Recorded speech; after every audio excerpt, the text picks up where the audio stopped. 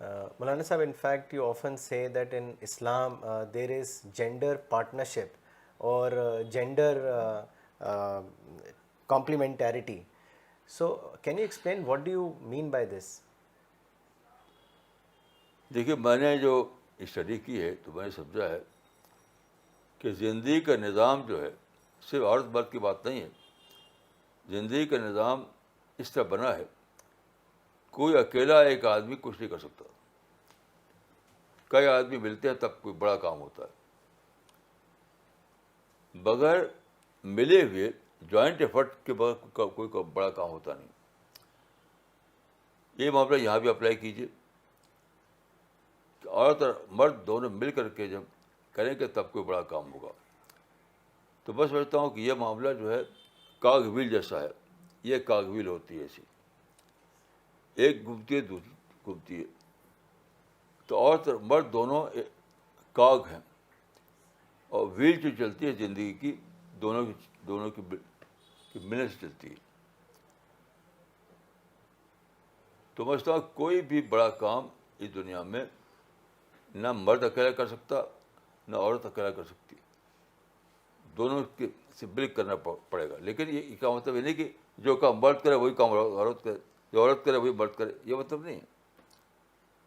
یہ تو ہوگا اپنی کس بات کے لیے کون زیادہ کمپیٹنٹ ہے اس کے لحاظ سے ہوگا. جو جس کام کے لیے جو کمپیٹنٹ ہے وہ کرے, دوسرا آدمی جو ہے اس کو ایکسیپٹ کرے. Maulana Sahib, you lay a lot of emphasis on intellectual development. How can women develop themselves intellectually? What is your advice on that? دونوں کرنا ہے. دیکھیے انٹلیکچوئل ڈیولپمنٹ کا کام جو ہے وہ ایک بائیلیٹرل پروسیس ہے, میوچل لرننگ ہے. اکیلا کوئی نہیں کر سکتا. تو نیچر میں سمجھتا ہوں کہ اس کا ایک السٹریشن موجود ہے کہ اگر آپ دو پتھر کو ٹکرائیں تو اسپارکنگ ہوگی. دو پتھر ٹکرانے سے ایک تھرڈ چیز ایمرج کرتی ہے. ایسے دو آدمی جب ایکسچینج کرتے ہیں تو تھرڈ آئیڈیا ایمرج کرتا ہے. تو میں سمجھتا ہوں کہ عورت و مرد دونوں نیچرل سینس میں ایک دوسرے کے لیے انٹلیکچوئل پارٹنر ہیں, کیونکہ وہ ساتھ رہتے ہیں, رات دن ساتھ رہتے ہیں. دوسرا کون ساتھ رہ سکتا ہے؟ لیکن انٹلیکچوئل پارٹنر بننے کے لیے کچھ کنڈیشن ہے. وہ یہ کہ آدمی اپنے آپ کو دونوں پارٹنر اپنے آپ کو ڈسٹریکشن سے بچائیں. سب سے زیادہ کلر چیز انسان کی زندگی میں ہے ڈسٹریکشن, چاہے فیملی لائف ہو یا سوشل لائف ہو. تو آپ کو جاننا چاہیے کہ کون سا کام میرے مشن کے لحاظ سے ٹھیک ہے, کون سا ریلیونٹ ہے, کون سا ارریلیونٹ ہے, کون سا متعلق ہے, کون سا غیر متعلق ہے. یہ جانیں اور دونوں فرق کریں آپ, تب انٹلیکچوئل پارٹنرشپ چلے گی. ورنہ ٹائم نہیں کسی کا نہیں ہوگا, آئیڈیاز نہیں لوگوں کو مائنڈ میں ہوں گے. دونوں اگر ڈسٹریکشن میں جیتے ہوں تو کیا ہوگا؟ دونوں یعنی پریپیئرڈ پارٹنر نہیں ہوں گے ایک دوسرے سے بات کرنے کے لیے. تو بس سوچتا ہوں کہ یہ کریٹر کی اسکیم کے مطابق یہ بہت ہی بڑا اپرچونیٹی ہے کہ عورت اور مرد دونوں ایک دوسرے کے انٹلیکچوئل پارٹنر بنیں. تو اس میں کیا ہوگا, جیسے میں نے کہا کہ دو کے ٹکرانے سے ایک تیسری چیز آتی ہے اسپارکنگ. تو دو مل کر کے جب ایکسچینج کریں گے تو ایک تھرڈ آئیڈیا ایمرج کرے گا. اس کو مانے کہ عورت مرد دونوں اس پریشر میں ہیں کہ ہر دن کم سے کم ایک آئٹم وژڈم کا دریافت کریں. وژڈم کا آئیڈیا تو بے شمار ہے. تو آپ نے آپس میں بات چیت کی تو دو مائنڈ جب ملے, دو مائنڈ نے ٹکراؤ کیا تو ایک تھرڈ آئیڈیا نکلا. تو ہر دن آپ کم سے کم اپنے دو آئٹم وژڈم کے دو آئٹم کو 3 آئیڈیا بنا سکتے ہیں ہر دن. بڑا عجیب کانسیپٹ ہے کہ آپ کے مائنڈ میں وزڈم کے آج 2 آئٹم ہیں، تو اگر اچھا ایکسچینج ہو رہا آپ کے پارٹنر کے درمیان، تو 2 آئٹم 3 بن جائے گا، کیونکہ ایک نیا ملے گا آپ کو، ہر دن ایک نیا آئٹم، ہر دن ایک نیا آئٹم. تو یہ منیمم ہے کہ ہر دن آپ اپنے 2 آئٹم کو 3 بنا سکتے ہیں ہر دن.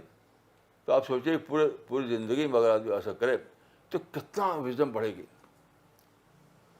کتنا زیادہ وزڈم بڑھے گی. اسی لیے کہا جاتا ہے عائشہ جو تھیں ان کے اندر بہت زیادہ وزڈم تھی، کیونکہ میں سمجھتا ہوں کہ رسول اللہ سے وہ ایکسچینج کرتی ہوں گی، اس سے ان کو وزڈم میں اضافہ ہوتا ہوگا. اور آپ اگر پڑھیں کتابوں کو تو ایک چیز ہے، کہتے ہیں استنباطات عائشہ، یعنی حضرت مروی حضرت ابو ہریرہ جو ہیں ان کی تو مرویات ہیں، مرویات معنی کہ رسول اللہ یہ کہا یہ کہا یہ کہا. لیکن عائشہ کے لیے بہت عجیب بات ہے استنباطات عائشہ، یعنی انہوں نے رسول اللہ کو دیکھا، ان کے ایکٹیویٹیز کو اسٹڈی کی، تو انہوں نے اپنے آپ سے کوئی چیز انفلوئنس کی، مستبد کیا کہ یہ ایسا. مثال کے طور پر دیکھیے، ایک بہت بڑی بات انہوں نے کہی تھی جو بخاری میں ہے کہ ما خیر رسول اللہ صلی اللہ علیہ وسلم بین امرین الا اختار ایسرہما. اب یہ الفاظ رسول اللہ کی کسی روایت میں نہیں ہیں، یعنی حضرت ابو ہریرہ نے کبھی نہیں کہا کہ رسول اللہ نے ایسا کہا تھا. تو یہ انہوں نے دیکھ کر کے اخذ کیا، یعنی by the way of influence انہوں نے نکالا کہ ایسا طریقہ رسول اللہ کا ہے. یہ صرف عائشہ نے کیا ہے ایسا، استنباطات عائشہ ہی صرف ہیں اور کسی کا نہیں ہے. تو کیوں ایسا ہوا کہ انہوں نے، میں یہی کہوں گا کہ ہر دن اپنے 2 آئٹم وزڈم کو 3 باتیں تھی، وہ کم سے کم رسول اللہ سے بات چیت کر کے ہر دن کم سے کم اپنے 2 وزڈم کے 2 آئٹم کو 3 باتیں تھی. تو وزڈم کی بھرمار ہو گئی ان کے مائنڈ میں، اس سے وہ چیز پیدا ہوئی، اس کو ہم کہتے ہیں استنباطات عائشہ. بہت ہی وزڈم کی باتیں ہیں ان کی استنباطات میں، اس میں کتابیں لکھی گئی ہیں باقاعدہ، بہت انوکھے انفلوئنسز ہیں ان کے.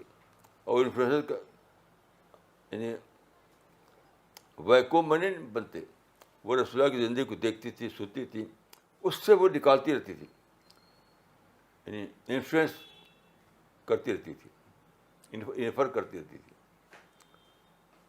تو میں سمجھتا ہوں کہ اللہ تعالیٰ نے نکاح کا جو طریقہ رکھا ہے، اس طریقے میں، اس طریقے کے ذریعے اللہ تعالیٰ نے ایک بہت بڑی اپرچونیٹی دی ہے آدمی کو کہ اپنے وزڈم کو بڑھائے، اپنے وزڈم کو بڑھاؤ. ہر دن اپنے وزڈم کے 2 آئٹم کو 3 بناؤ، یہاں تک کہ تمہاری زندگی اگر 60 برس کی ہے تو ہزار آئٹم بن جائیں گے نئے. تو یہ اپرچونیٹی اویل کرنا آسان نہیں ہے. اس کے لیے آپ کو آپس کے لڑائی جھگڑے سے بچنا پڑے گا، نفرت سے بچنا پڑے گا، آپس کے میں جو رفٹ پیدا ہو جاتا ہے اس سے بچنا پڑے گا. اور سادگی بہت ضروری ہے، کیونکہ عورتیں میں نے دیکھا ہے کہ بزی رہتی ہیں دن بھر، عورت کے بزی رہتی ہیں دن بھر مردوں کے فرمائش پورے کرنے کے لیے. آج یہ کھانا، کل وہ کھانا، آج یہ کپڑا چاہیے، وہ کپڑا چاہیے، آج یہاں یہ شاپنگ کرنا، وہ شاپنگ کرنا. تو مردوں کی فرمائشوں کے میں پھنسی رہتی ہے وہ. تو جب تک عورت مرد دونوں سادہ نہ بنیں گے، بہت ہی سادہ، بہت سادہ، تب تک آپ اس اپرچونیٹی کو اویل نہیں کر سکتے.